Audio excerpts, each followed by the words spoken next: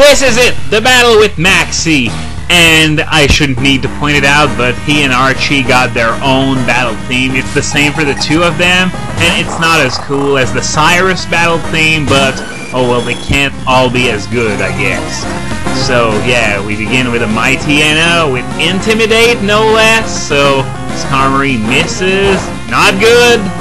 So, okay, let's try Stealing again, and this time it's gonna hit for how much damage because of Intimidate? Oh, just under half. And now Send Attack. So, I guess between Steel Wing's own inaccuracy and Send Attack, I'm gonna use Swift to finish off Mighty Anna. And, well, those bites aren't doing very much. No surprise there. Critical hit, thank you very much. So, who's next? Camera. Well, I was about to get Skarmory out anyway, because -1 accuracy and -1 attack aren't exactly good news when you're faced with a freaking camera that can completely obliterate you in seconds. And now, well, Magma Armor. Not that I'm gonna need it, because Psychic should be enough to kill it in one hit. Welcome to die!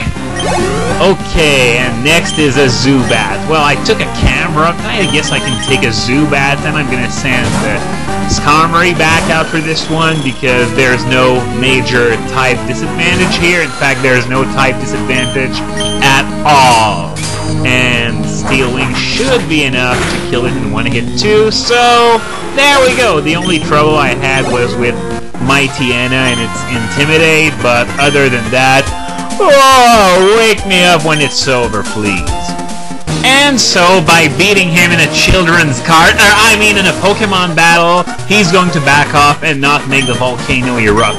Even though there's nothing stopping him from doing so anyway. It would have been something if, you beat him and then, oh yeah, you beat me in a Pokemon battle and all, but I'm still gonna make this volcano erupt nonetheless. And Archie here is really confused because I'm against them, but I'm also against Team Magma. So, yeah, it's not easy to understand for him, but for us, well, it's a bit clearer since I've explored it so many times. So, removing the meteorite here is rather important because there's a side quest that involves bringing the meteorite back to Professor Cosmo in Fall Arbor Town, which I'm going to be doing pretty soon. But for now, we're going to be heading to the Jag Pass.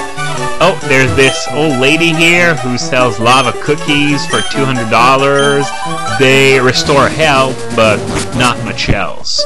So the Jag Pass is, well, it's just freaking jumping ledge after jumping ledge after jumping ledge.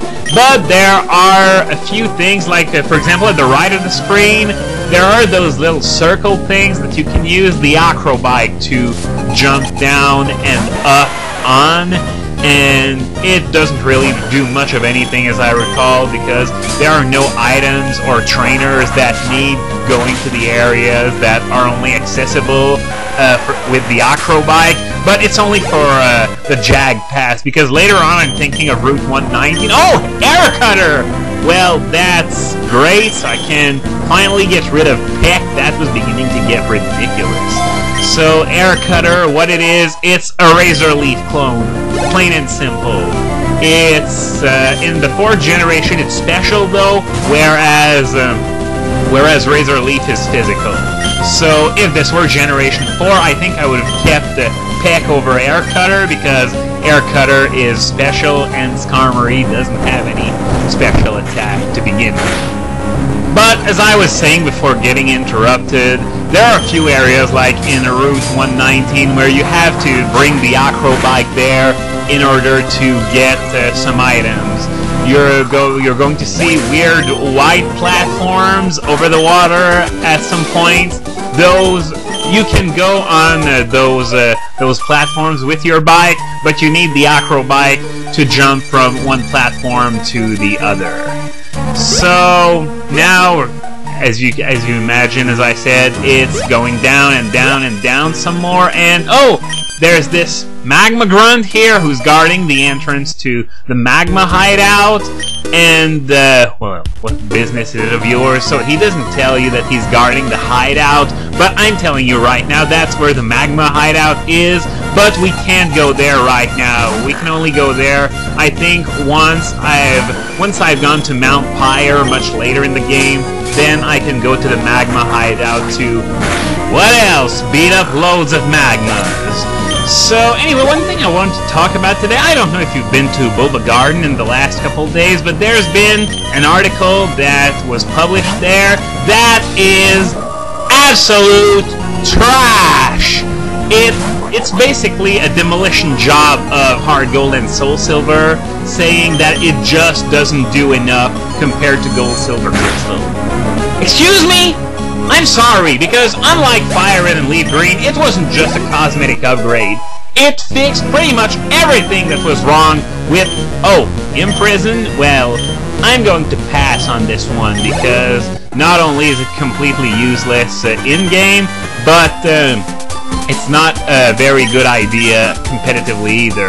I imagine, sure, for novelty, if you really want to prevent being hit by a move that would destroy you, I guess, but then you gotta pack the move yourself, which means it's not even convenient. There are a lot easier ways to prevent getting hit by a move that you're weak to. For example, switching? But yeah, back to that stupid article. Hard Gold and Soul Silver fixed up pretty much everything that was wrong with Gold, Silver, Crystal, and it added loads and loads and loads of new stuff. It's just freaking awesome. There is no way anyone with a brain would diss the effort that Game Freak has done with this game. And that's not all. The term return to form has been used several times in the article, which implies that there was a point in time at which Pokémon stopped getting better. It's not the case.